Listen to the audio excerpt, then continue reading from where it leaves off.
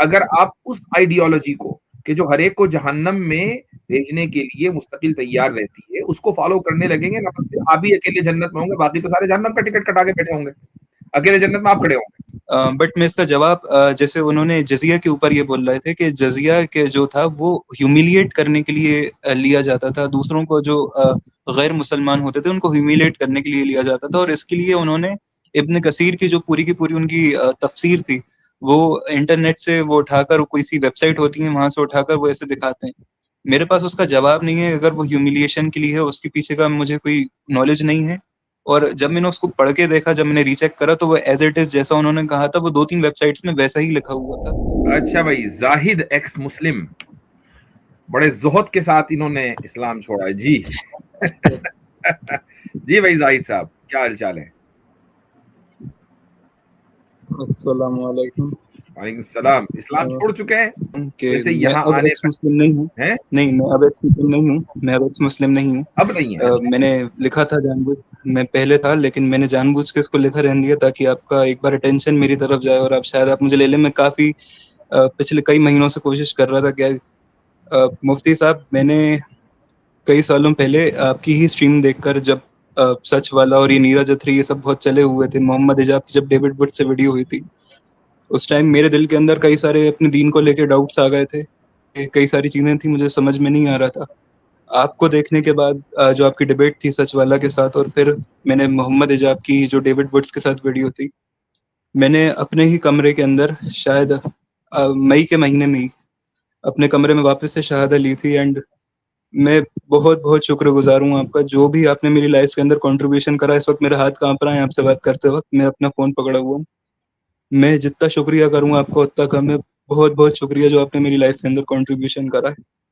اور ذالک میرے فضل کچھ اللہ یؤتیہ من یشاء. آپ کو اصل اللہ تعالیٰ کا شکر ادا کرنا چاہیے. ہماری جی کوئی اوقات نہیں ہے، ہم بندوں کا کیا ہے.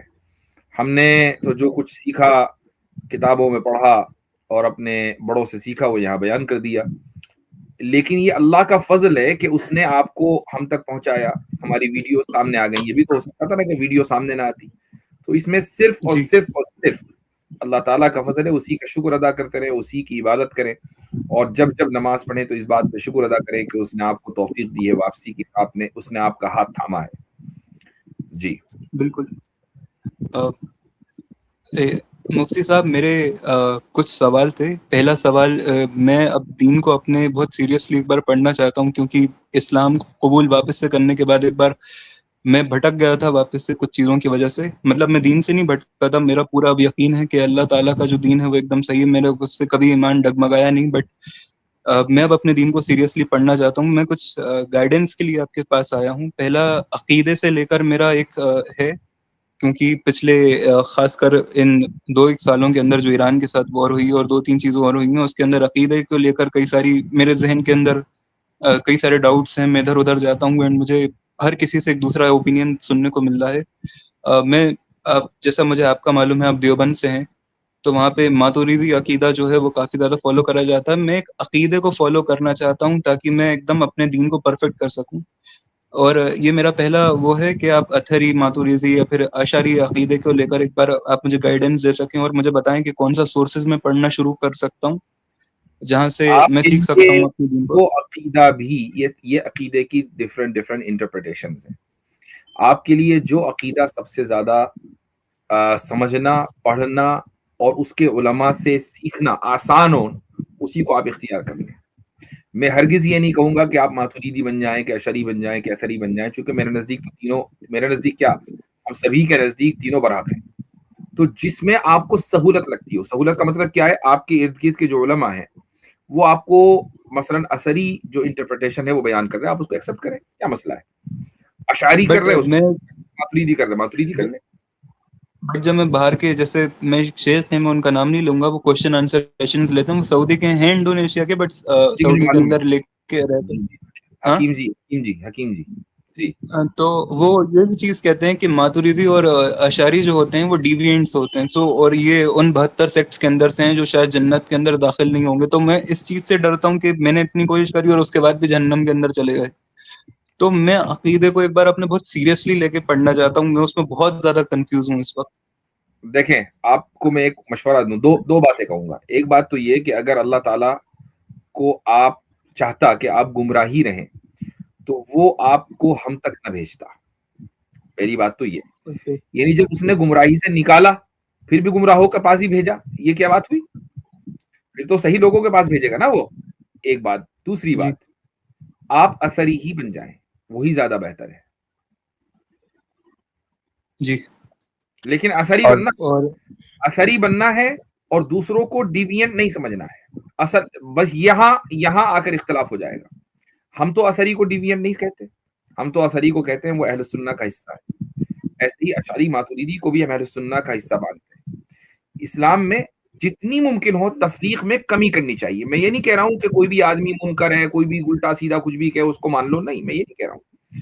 लेकिन जो चीजें सलफ से चली आ रही हैं, कम से कम उन मामलात में हम एक पेज पर हो, तफरीक नहीं करनी चाहिए। ये जो है ना कि फला गलत, फला जहन्नमी, खुद आप अगर यानी इस वक्त जो सूरत हाल है वो ये है कि अगर आप उस आइडियोलॉजी को कि जो हर एक को जहन्नम में भेजने के लिए मुस्तकिल तैयार रहती है उसको फॉलो करने लगेंगे ना, बस आप ही अकेले जन्नत में होंगे, बाकी तो सारे जहन्नम का टिकट कटा के बैठे होंगे, अकेले जन्नत में आप खड़े होंगे।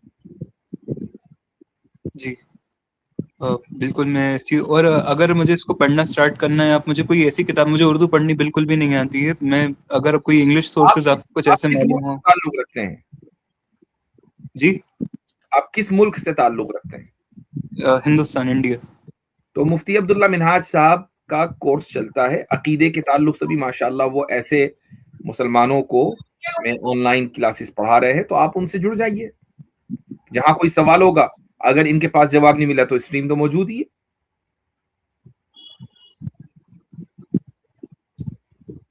मुफ्ती साहब शायद आपका कनेक्शन, मेरा कनेक्शन खराब हो गया। मैं ये कह रहा हूँ मुफ्ती अब्दुल्ला मिनहाज साहब से आप जुड़ जाएं, वो कुछ कोर्सेज पढ़ाते हैं अवामुन्नास के लिए बहुत आसान अंदाज से, तो आप उनसे जुड़ जाएं।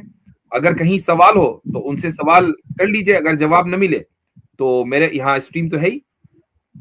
जी बिल्कुल, इंशाल्लाह। और मेरा दूसरा सवाल इस चीज़ से लेके, ये मेरा सवाल नहीं है, ये मेरे एक्चुअली मैं टेलीग्राम पे कुछ जगहों पे गया था ताकि मेरे अंदर एक कीड़ा आ गया था, मैं दावत थोड़ा सा अपने लोगों को अपना एक्सपीरियंस बताऊं, जो एक्स मुस्लिम कम्युनिटीज बन के रखी हुई हैं टेलीग्राम पर, तो मैं बस देखने के लिए गया था।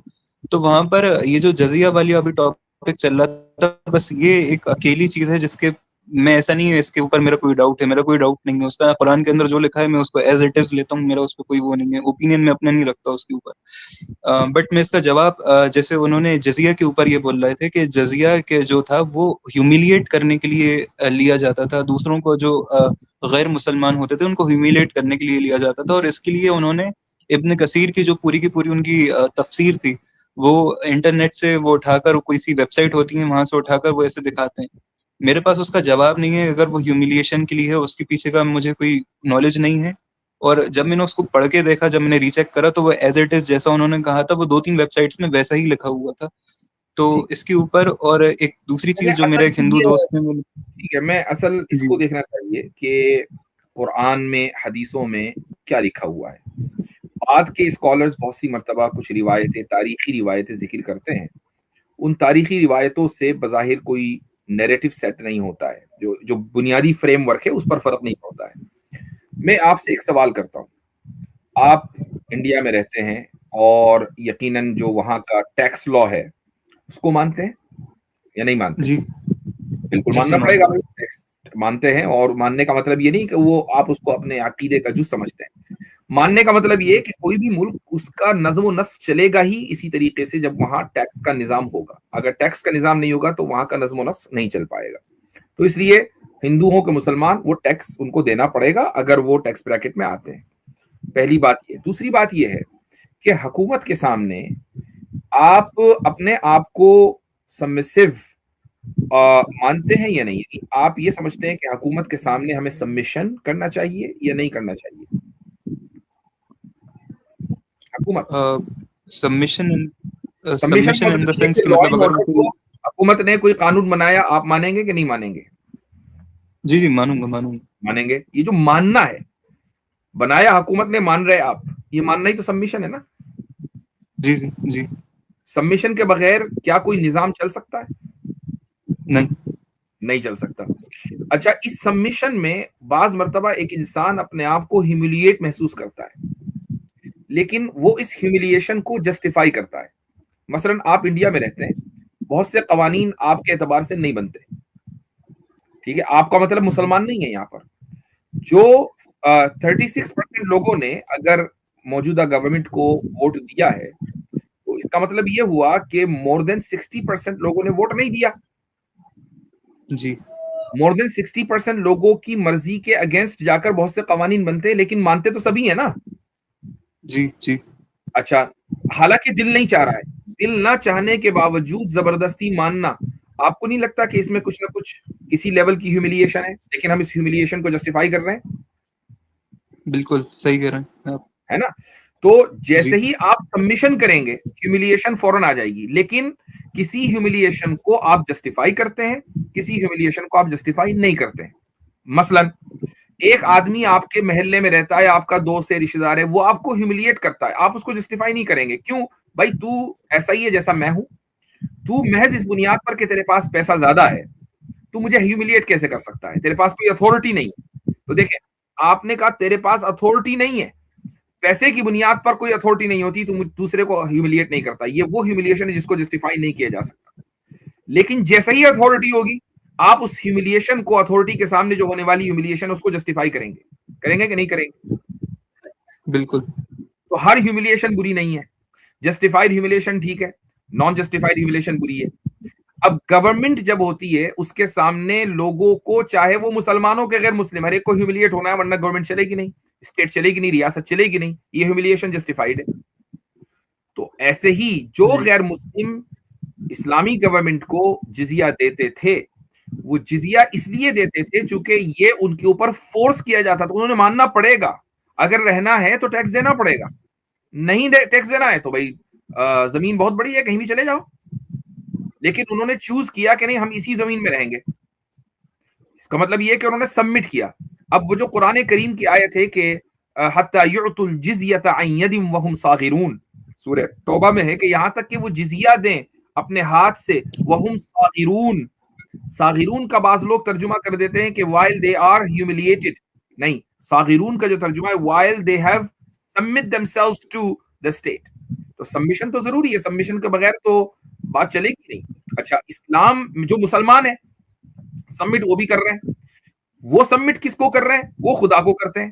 غیر مسلم جو خدا کو مانتے ہیں تو ان کو کہا جاتا ہے کہ تم ٹھیک ہے, تم اسٹیٹ کو سبمٹ کرو, پھر سبمیشن کے بغیر نہیں چلے گا نظام.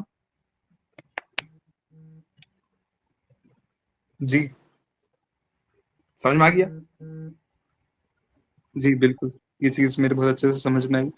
اور مفتی صاحب, یہ ایک آخری سوال تھا میرا, یہ میرے تھوڑا خیال سا سے فی الحال سائیکولوجیکل ہے, مطلب میں ایک نہیں رکھیں, اگلی مرتبہ آ جائیے گا انشاءاللہ, جی پھر اگلے سوال کا آپ کو جواب دیا جائے گا. مفتی صاحب, میں بس 30 سیکنڈ سے زیادہ کا میں نہیں رکھوں گا, میں بہت چھوٹا رکھوں گا, اگر آپ دے پائیں تو بہت نہیں. میرے لیے. ایک منٹ, ظاہر صاحب ہو گئی بات میرے خیال سے, بہت ہی زیادہ وقت دے دیا. نیکسٹ ٹائم موقع ملے گا انشاءاللہ, آپ سے بات ہو جائے گی بھائی. اللہ صاحب کی بھی اسٹریم ہو رہی ہے, اب تو قیصر بھائی کی بھی اسٹریم ہو رہی ہے, بہت سارے لوگ اسٹریم کر رہے ہیں بڑی پابندی کے جی ساتھ. آپ کسی اسٹریم پہ چلے جائیں, اور اگر میرے پاس موقع نہ ملے, میں اگلے ہفتے انشاءاللہ پھر حاضر ہوں گا, میرے پاس آ جائیے گا. جی ٹھیک ہے بھائی. انشاءاللہ. السلام علیکم.